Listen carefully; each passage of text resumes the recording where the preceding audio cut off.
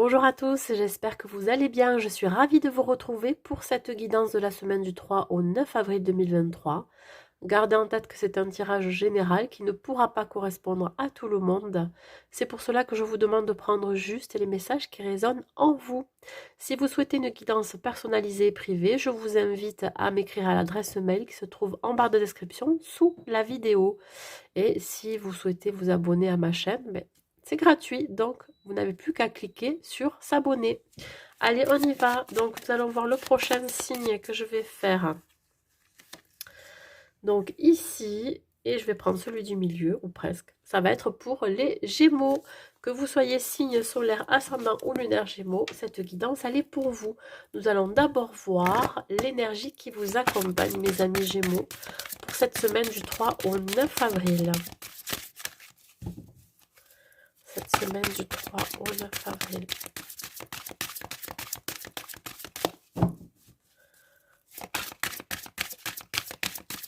Cette semaine du 3 au 9 avril.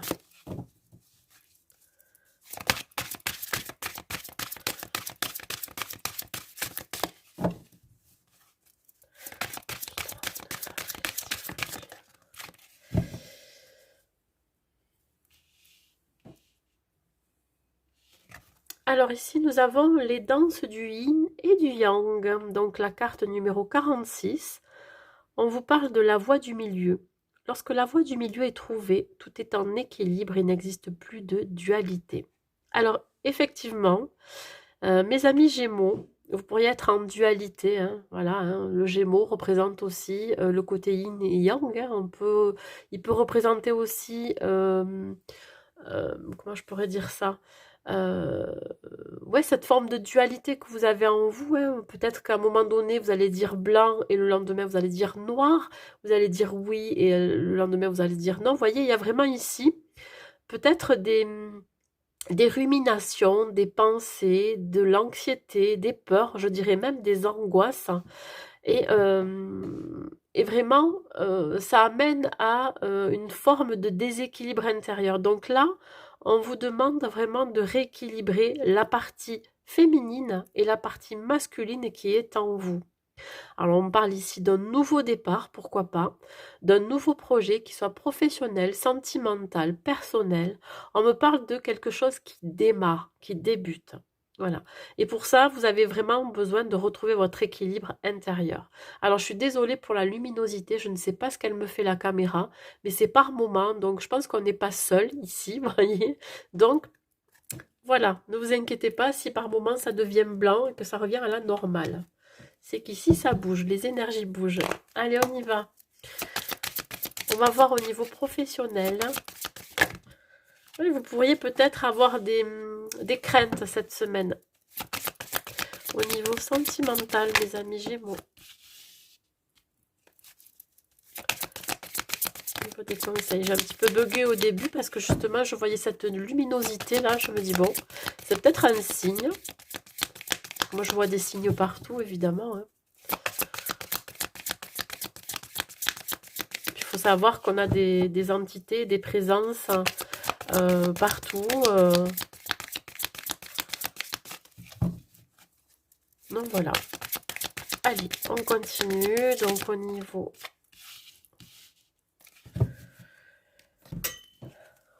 professionnel.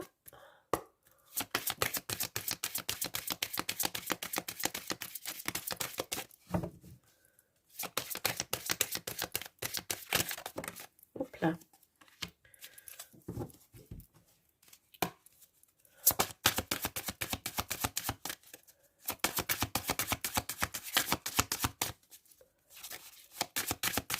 Les Gémeaux, hop. Au niveau sentimental.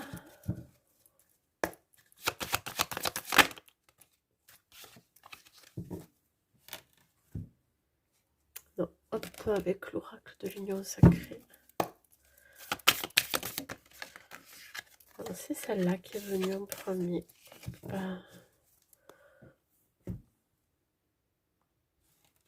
Ensuite, avec l'oracle, pour les conseils que je peux vous donner.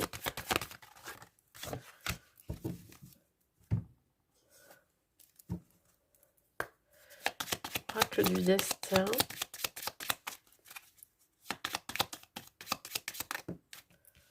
Non, j'en ai trop. Oracle du destin. Ok. Allez, on va voir au niveau professionnel pour vous les Gémeaux. Nous avons le 7 de coupe, la victoire et la zone de confort. Alors là, je vais parler d'abord pour les personnes qui sont à la recherche d'un emploi.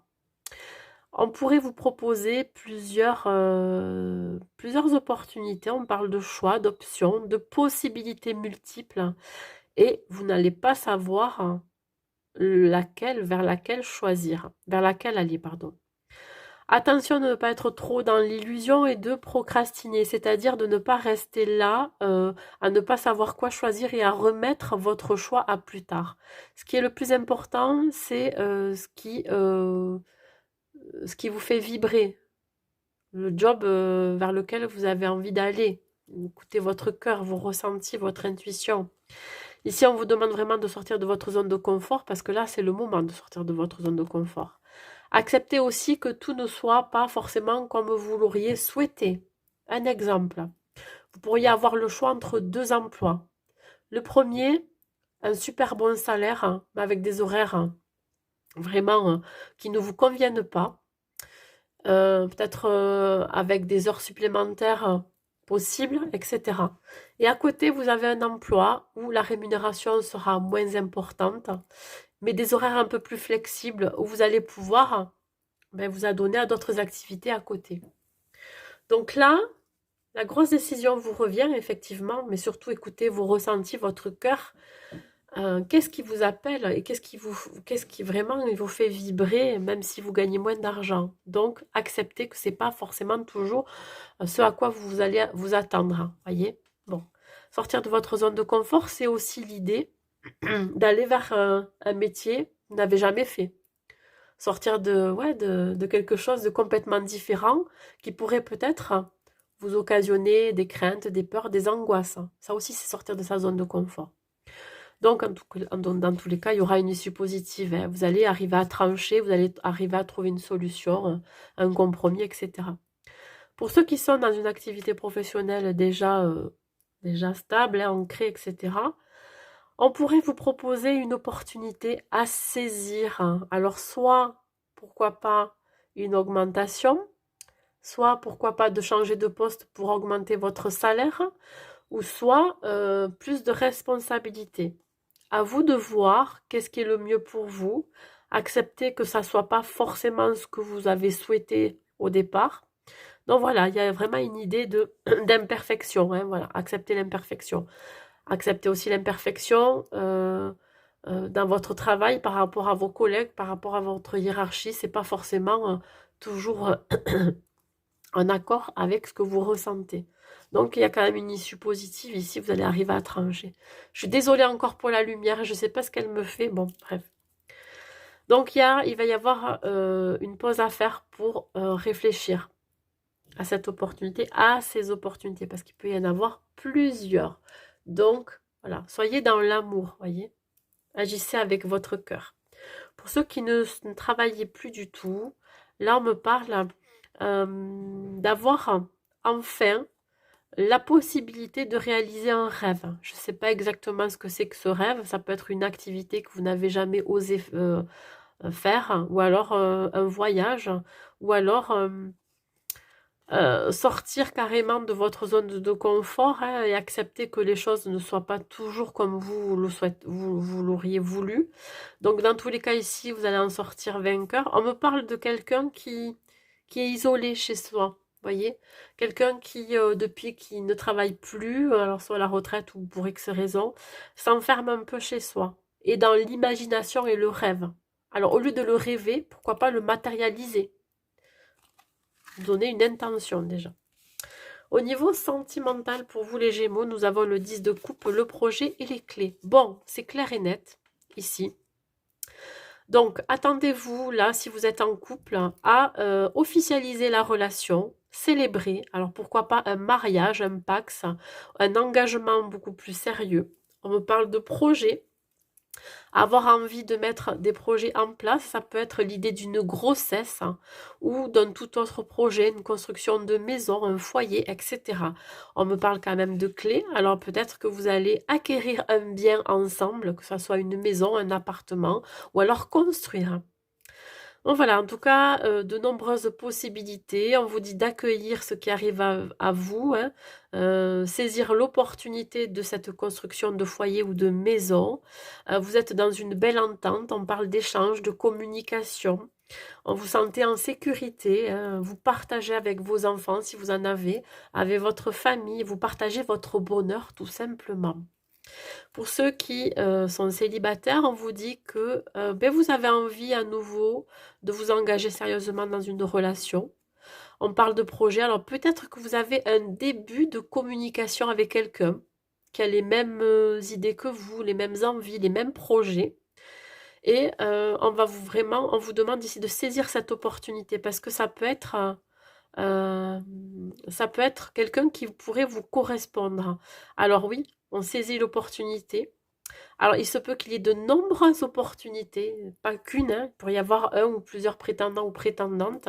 Donc, sachez saisir la bonne pour vous. On parle quand même d'abondance. Voilà, c'est quelqu'un qui pourrait vous permettre de stabiliser votre vie sentimentale.